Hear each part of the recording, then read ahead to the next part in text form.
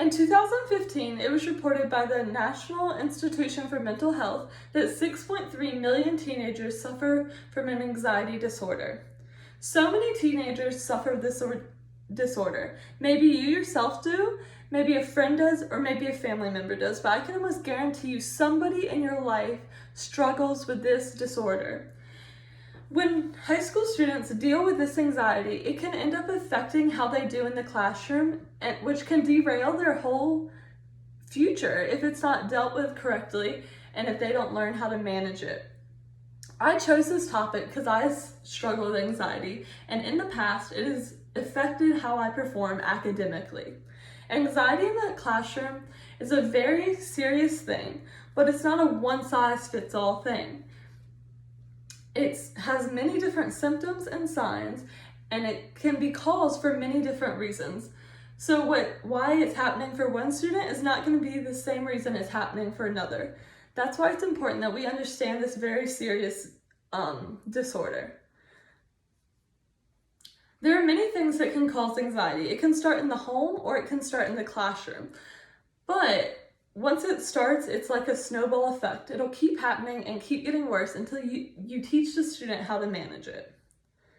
Anxiety can start at home from not getting enough sleep or overscheduling or too much screen time. Whatever the reason is, it's important that we figure out why it's happening and help the student either put an end to what's causing it or how to manage it. It can also be caused in the classroom. Maybe it's peer drama, maybe it's a teacher making them uncomfortable, maybe the coursework is too hard or too easy. But whatever the reason, it will end up affecting your personal life and your academic life. Many symptoms can pop up from anxiety. It can just be nervousness, fidgeting, but it can also be more serious, like refusing to go to class. It can make you physically sick, it can give you migraines, and it can cause you not to get enough sleep at night. Anxiety symptoms and feelings can get so bad, it will affect your life negatively. Without treatment or support, anxiety can affect how you do in school, which is why it's so vital that teachers and parents are very diligent about trying to help students with anxiety. Anxiety can cause great distraction while learning.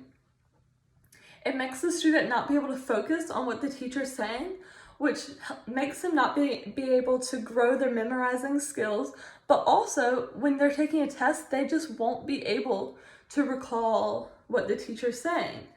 Many times when a student is facing anxiety disorder, teachers or parents will just think they're ADHD and that's why they can't focus in class. While really, it's because they have anxiety. This kid is not a bad kid or a kid that's getting distracted because they can't focus. It's because their anxiety is taking over and they're so worried that they just cannot figure out how to focus on what the teacher is saying. And if a student cannot focus on what's being said, which means they cannot recall the information on a test or for the homework, then how are they expected to succeed in their future academic careers? But just because a student has this anxiety disorder does not mean it has to affect their academic career. If a teacher and parent are diligent about looking for the signs and symptoms of anxiety, then many students can learn to manage it, get rid of their anxiety, and live with it, and actually go on to excel in their academic and future careers. Helping a child with anxiety starts at home. You can't always count on the teachers and principals to do it. Maybe once you realize your child has anxiety, you look at their schedule. If you think they're overscheduled, then you cut back. You don't let them do as many things. But it's not a punishment. You're trying to help them. And it's vital that you make them understand that. You don't want them to think their anxiety is the worst thing about them, because it's not. You make sure that your child gets enough sleep. Because if they're not getting enough sleep, they'll naturally become more anxious. But it doesn't end at home either. Helping a child deal with anxiety goes to the classroom also.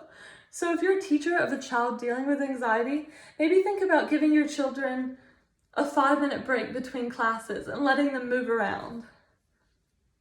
You can make special accommodations, and if you know you have a child with anxiety in your classroom, don't call on them if you know they're nervous. That won't help their anxiety at all. Anxiety is a very manageable thing, but when ignored, it will affect this child or high school student greatly.